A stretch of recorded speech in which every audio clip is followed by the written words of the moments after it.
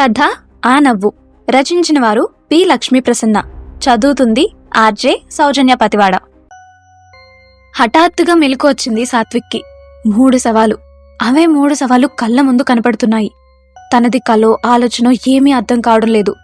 మరుపుకు రాని తన ఆలోచనే కలగా వచ్చిందా? అంతా గందరగోళంగా ఉంది. టైం చూశాడు. 3 అవుతుంది. ఇంకో 3 గంటల్లో తెల్లవారిపోతుంది. అంటే ఈ రాత్రంతా తను పడుకోలేదా? చిన్న కునుకు పట్టినా కలలో కూడా అవే 3 సవాలు.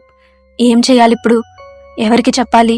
పోలీసులకి చెప్తే ఆ పోలీసుల నుంచి తప్పించుకోవడానికే కదా తను ఇలా ఇరుక్కున్నది అని అనుకున్నాడు సాత్విక్.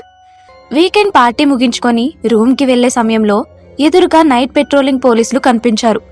లైట్గా ఆల్కహాల్ పుచ్చుకున్నాడు సాత్విక్. త్వరలో అమెరికా వెళ్లపోతున్నాడు.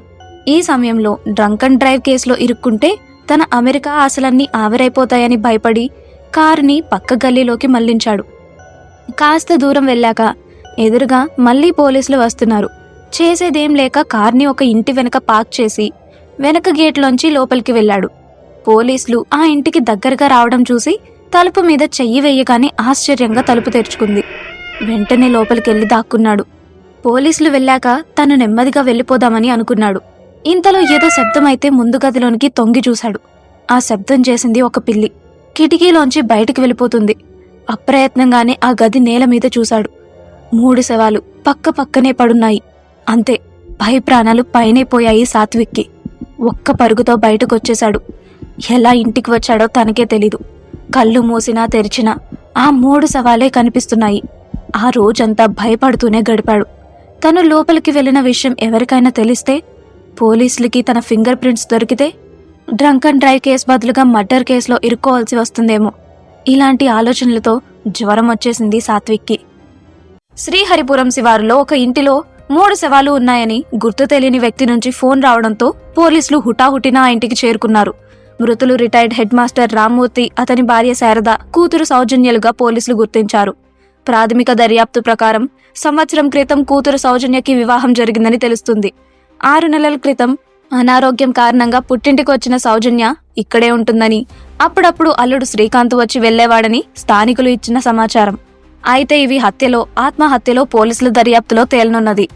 టీవీలో వస్తున్న న్యూస్ చూసి భయపడిపోతున్నాడు సాత్విక్.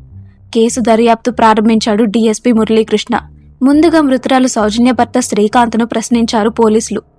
సౌజన్య అంటే తనకు ఎంతో ఇష్టమని, వాళ్ళది పెద్దలు కుదిర్చిన వివాహమని, పెళ్ళయ్యాక 6 నెలలు ఎంతో అన్యోన్యంగా ఉన్నామని, తర్వాత సడన్ గా సౌజన్యకి కిడ్నీల సమస్య రావడంతో ఆరోగ్యం పూర్తిగా దెబ్బతిందని, కొన్ని రోజులు తల్లిదండ్రుల దగ్గర ఉంటానంటే 6 నెలల క్రితం భార్యని పుట్టింటికి తీసుకొచ్చానని, వారానికి ఒకసారి వచ్చి భార్యని ఆసుపత్రికి తీసుకెళ్తున్నానని చెప్పాడు శ్రీకాంత్.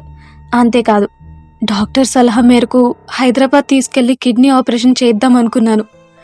ఇంతలో ఇలా జరుగుతుందనుకోలేదు అని అంటూ వెక్కి వెక్కి ఏడ్చాడు శ్రీకాంత్. శ్రీకాంత్ని పంపించేసి పోస్టుమార్టం నివేదిక పరిశీలిస్తున్నాడు డీఎస్పీ. 2 కిడ్నీలు ఒక్కసారిగా పాడవడం వల్ల చనిపోయింది సౌజన్య. ఒక్కగానొక్క కూతురు మరణాన్ని తట్టుకోలేక భార్యాభర్తలు ఇద్దరూ నిద్రమాత్రలు మింగి చనిపోయారు. కేసు క్లోజ్ చేద్దామని అనుకున్నాడు డీఎస్పీ మురళీకృష్ణ.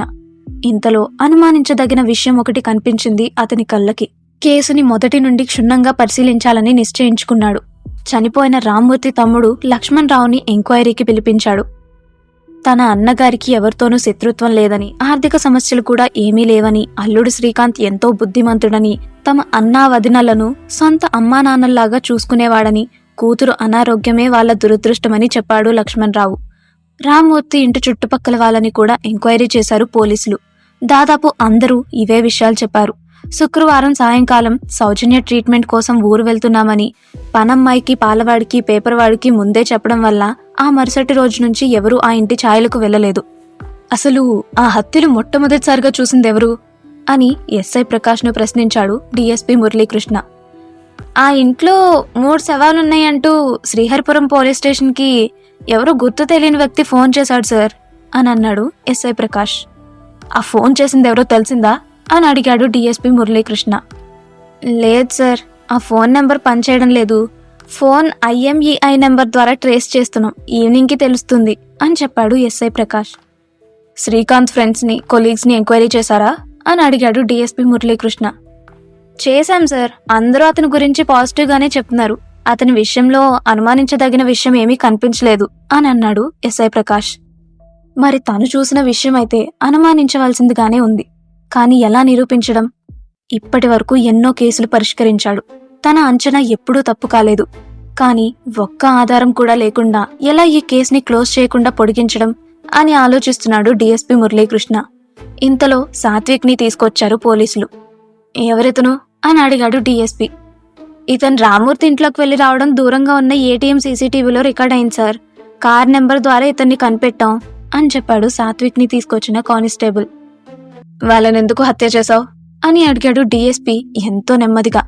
మరొక కానిస్టేబుల్ పర్మిషన్ అడిగి డీఎస్పీ రూంలోకి వచ్చి, సార్, ఆ ఇంట్లో 3 శవాలున్నాయన్న విషయాన్ని శ్రీహరిపురం పోలీస్ స్టేషన్కి ఫోన్ చేసి చెప్పిన గుర్తు తెలియని వ్యక్తి కూడా ఇతనే అని అన్నాడు సాత్విక్ ని చూపించి. ఆశ్చర్యపోయారు అందరూ. హత్యలు చేసి శవాల ఇంట్లో ఉన్నాయని పోలీసులకి ఇన్ఫర్మేషన్ కూడా నువ్వే ఇచ్చావా అని అడిగాడు డీఎస్పీ. సాత్విక్ భయంతో వణికిపోతున్నాడు. నేను ఏ హత్యలు చేయలేదు సార్ అని అన్నాడు ఏడుపు మొహంతో. నిజం చెప్తావా 3rd డిగ్రీ ప్రయోగించమంటావా అని గద్దించాడు డీఎస్పీ. నేను చెప్పేది నిజమే సార్. వాళ్ళెవరో కూడా నాకు తెలీదు. డ్రంక్ అండ్ డ్రైవ్ కేసుకి భయపడి ఇలా మర్డర్ కేసులో ఇరుక్కున్నాను.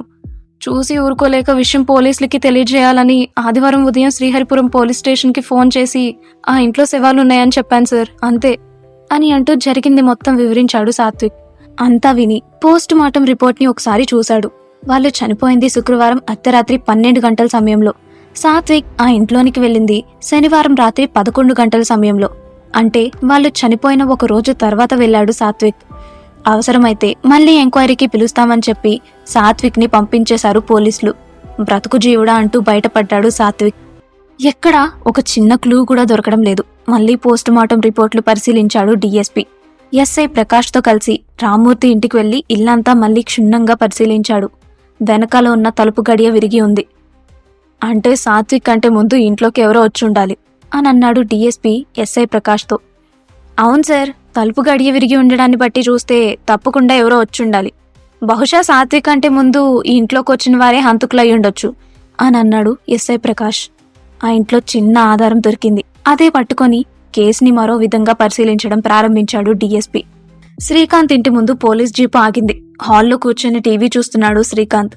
భార్య చనిపోయి వారం రోజులు కూడా కాలేదు. ఏమాత్రం బాధ లేకుండా హాయిగా టీవీ చూస్తున్నాడు. డీఎస్పీని చూడగానే కంగారు పడిపోయి విషాదంగా మొహం పెట్టి నటించడం మొదలుపెట్టాడు శ్రీకాంత్. శ్రీకాంత్ చేతికి సంకెళ్లు వేసి కాలర్ పట్టుకుని బరాబరా లాక్కుని వెళ్తున్నాడు డీఎస్పీ మురళీకృష్ణ. మా అబ్బాయిని ఎక్కడికి తీసుకెళ్తున్నారు? వాడికే పాపం తెలియదు, వదలండి అని అంటూ అరుస్తున్న శ్రీకాంత్ తల్లిదండ్రుల మాటలు వినిపించుకోలేదు డీఎస్పీ. ఇంట్రాగేషన్ రూంలో శ్రీకాంత్ కి ఎదురుగా కూర్చున్నాడు డీఎస్పీ. ఎందుకు సౌజన్యని హత్య చేశావు అని అడిగాడు. నేనెందుకు హత్య చేస్తాను సార్? సౌజన్య అంటే నాకెంతో ఇష్టం. అసలు నన్నెందుకు అనుమానిస్తున్నారు మీరు అని అమాయకంగా మొహం పెట్టి అడిగాడు శ్రీకాంత్. శుక్రవారం అర్ధరాత్రి నువ్వు వాళ్ళ ఇంటి వెనుక తలుపు గడియ విరగ్గొట్టి లోపలికి వెళ్ళావు కదూ అని అన్నాడు డీఎస్పీ మురళీకృష్ణ. అసలు సౌజన్య చనిపోయే సమయంలో నేను ఈ ఊర్లోనే లేను సార్ అని అన్నాడు శ్రీకాంత్. ఊర్లోనే లేవా? మరెక్కడున్నావు అని అడిగాడు డీఎస్పీ మురళీకృష్ణ. అది అది అంటూ నీళ్లు నములుతున్నాడు శ్రీకాంత్. పోనీ నేను చెప్పినా నువ్వెక్కడున్నావో? నీ కొలీగ్ శ్రావణితో కలిసి గోవాకు వెళ్ళావు, అవునా అని అన్నాడు డీఎస్పీ మురళీకృష్ణ. షాక్ అయ్యాడు శ్రీకాంత్. అవును సార్, కానీ అది ఆఫీస్ టూరు. శ్రావణితో పాటు ఆఫీస్ వాళ్ళందరూ కూడా వచ్చారు అక్కడికి అని అన్నాడు శ్రీకాంత్. ఆల్ రైట్, శ్రావణితో నీ రిలేషన్షిప్ ఎలాంటిది అని అడిగాడు డీఎస్పీ మురళీకృష్ణ. మేం జస్ట్ ఫ్రెండ్స్, ఒకే ఆఫీస్లో పనిచేస్తున్నాం అంతే అని అన్నాడు శ్రీకాంత్. నీ ఫోన్లో మాకు అన్ని ఆధారాలు దొరికాయి మిస్టర్ శ్రీకాంత్, ఇప్పటికైనా నిజం ఒప్పుకో అని డీఎస్పీ అంటూనే, లేకపోతే మా స్టైల్లో నిజం చెప్పించాల్సి వస్తుంది అని 2 దెబ్బలు వేసేసరికి మొత్తం నిజమంతా చెప్పి నేరం ఒప్పుకున్నాడు శ్రీకాంత్. శ్రీకాంత్ హంతకుడైతే పోస్ట్ మార్టం రిపోర్ట్లు తప్పని అర్థం చేసుకోవచ్చా అని డీఎస్పీ మురళీకృష్ణని అడిగాడు ఒక పత్రికా విలేకరి. పోస్ట్ మార్టం రిపోర్ట్స్లో తప్పేమీ లేదు. సౌజన్య 2 కిడ్నీలు ఫెయిల్ అవడం వల్లే చనిపోయింది. ఆమె చావుని తట్టుకోలేక సౌజన్య తల్లి తండ్రి ఎక్కువ మోతాదులో నిద్రమాత్రలు మింగి ఆత్మహత్య చేసుకున్నారు అని చెప్పాడు డీఎస్పీ మురళీకృష్ణ. అయితే శ్రీకాంత్ని ఎందుకు అరెస్ట్ చేశారు? తలుపు విరగ్గొట్టి ఆ ఇంట్లోనికి వెళ్లిన హంతకుడు శ్రీకాంతేనా? ఇంకో రిపోర్టర్ ప్రశ్నలు. తలుపు గడియ విరగొట్టింది ఆ ఏరియాలో తిరిగే ఒక చిల్లర దొంగ. శుక్రవారం 2 గంటలకు దొంగతనం చేద్దామనే ఉద్దేశంతో ఆ ఇంట్లోకి వెళ్ళాడు. కానీ 2 నిమిషాల్లోనే అక్కడ పడున్న శవాలను చూసి భయంతో పారిపోయాడు. ఇదంతా ఆ ఇంటికి కాస్త దూరంగా ఉన్న ఏటీఎం దగ్గర ఉన్న సీక్రెట్ కెమెరాలో రికార్డ్ అయింది అని చెప్పాడు డిఎస్పీ మురళీకృష్ణ. మరి శ్రీకాంత్ అని అన్నాడు రిపోర్టర్. అదే చెప్తున్నాను. ఆరోగ్యంగా ఉన్న సౌజన్య కేవలం 6 నెలల్లో అనారోగ్యం పాలవడానికి, ఆమె 2 కిడ్నీలు ఫెయిల్ అవ్వడానికి కారణం శ్రీకాంత్ ఇచ్చిన స్లో పాయిజన్ అని అన్నాడు డిఎస్పీ మురళీకృష్ణ. స్లో పాయిజనా? ఎలా ఇచ్చేవాడు? కాస్త వివరంగా చెప్పండి ప్లీజ్ అని అడిగాడు ఇంకో విలేకరి. ఆరెంజ్ ఆర్ లెమన్ జ్యూస్లలో చాలా కొద్ది మొత్తంలో 2-3 కెమికల్స్ కలిపి ఆమెకి ప్రతిరోజు ఇచ్చేవాడు. కొన్ని రోజులు మనకి పిల్లలు పుట్టకుండా ఉండడం కోసం ఈ మందు ఉపయోగపడుతుంది అని చెప్పేవాడు సౌజన్యతో. పాప మా అమ్మాయి నిజమని నమ్మి ప్రాణాలు పోగొట్టుకుంది అని చెప్పాడు డిఎస్పీ మురళీకృష్ణ. దాదాపుగా క్లోజ్ అవుతుందనుకున్న కేసు మళ్ళీ మొదటి నుండి దర్యాప్తు చేశారు. అసలు శ్రీకాంత్ మీద అనుమానం ఎప్పుడు కలిగింది మీకు అని అడిగాడు రిపోర్టర్. శ్రీకాంత్ని మొదటిసారి ఇన్వెస్టిగేషన్ చేసి పంపించేసిన తర్వాత నా ఆఫీస్ బయట ఎవరితోనో ఫోన్లో నవ్వుతూ మాట్లాడడం నా రూమ్లో ఉన్న సీసీటీవీలో చూశాను నేను. ఆ నవ్వు నాలో ఎన్నో అనుమానాలను కలిగించింది. ఆ నవ్వు చూశాకే శ్రీకాంత్ హంతకుడు అయ్యుండొచ్చు అనిపించింది. అంతేకాదు, శ్రీకాంత్ కెమికల్ ఫ్యాక్టరీలో పనిచేస్తున్నాడు అని తెలుసుకున్న తర్వాత ఆ అనుమానం బలపడింది. సౌజన్య వల్ల ఇంట్లో దొరికిన ఆమె మెడికల్ రిపోర్ట్లు తీసుకొని సౌజన్యకి ట్రీట్మెంట్ చేస్తున్న డాక్టర్ని కలిశాను. కేవలం 6 నెలల్లో ఆమె కిడ్నీలు చెడిపోవడానికి కారణాన్ని డీప్గా ఎగ్జామిన్ చేసి రిపోర్ట్ ఇచ్చారు డాక్టర్. సిట్రస్ ఫ్రూట్స్తో రకరకాల కెమికల్స్ కొద్ది కొద్దిగా తీసుకోవడం వల్ల ఆమె లోపల అవయవాలన్నీ పాడయ్యాయని రిపోర్ట్ ఇచ్చారు డాక్టర్. కెమికల్ ఫ్యాక్టరీలో పనిచేస్తున్న శ్రీకాంత్ ఈ పని చేసే అవకాశం ఉందని ఆ విధంగా దర్యాప్తు చేశాము అని చెప్పాడు డిఎస్పీ. ఇంత దారుణంగా ప్లాన్ ప్రకారం ఆమెని చంపడానికి గల కారణం ఏంటి అని అడిగాడు విలేకరి. శ్రావణి, శ్రీకాంత్ కొలీగ్ శ్రావణి. ఆమె మీద వ్యామోహంతో భార్యని అడ్డు తొలగించుకుందామని ఆమె చావుకి, ఆమె తల్లిదండ్రుల చావుకి కారణమయ్యాడు. అంతేకాదు, శ్రీకాంత్ ఫోన్లో ఉన్న సమాచారం ప్రకారం త్వరలో ఆమెని పెళ్లి చేసుకొని అమెరికా వెళ్లేందుకు ఏర్పాట్లు కూడా చేసుకున్నాడు శ్రీకాంత్. నెల క్రితమే ఉద్యోగంలో చేరిన శ్రావణికి అసలు శ్రీకాంత్కి పెళ్లైన విషయమే తెలీదు. ఇన్వెస్టిగేషన్ రోజు శ్రీకాంత్ నవ్వుతూ మాట్లాడింది కూడా ఆమెతోనే అని అన్నాడు డిఎస్పీ మురళీకృష్ణ. ఒక్క నవ్వుతో ఈ కేసుని సాధించారు. మీరు గ్రేట్ సార్ అని అన్నాడు విలేకరి. తప్పు చేసిన వాళ్ళు ఎంత జాగ్రత్తగా ఉన్నా ఏదో ఒక విషయంలో పట్టుబడక తప్పదు. శ్రీకాంత్ ఇంత దుర్మార్గుడని ఎవరికీ తెలియదు.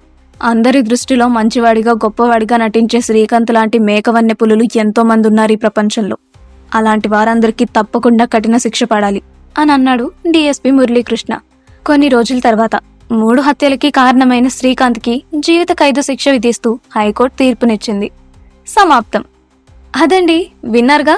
ఒక చిన్న నవ్వు త్రుటిలో తప్పించుకోబోయే హంతకుడిని ఎలా పట్టించిందో.